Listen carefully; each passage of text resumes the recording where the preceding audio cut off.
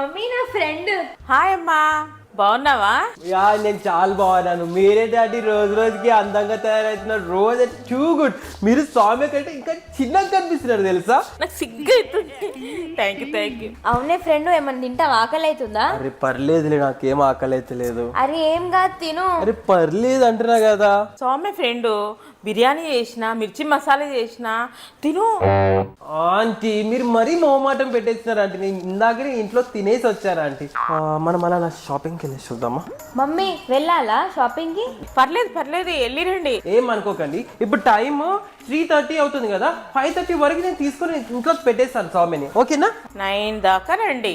Aunty మీరు ఇందుకే ఇష్టం నాకు. 9 వరకు అంట. చూసావా సౌమ్య?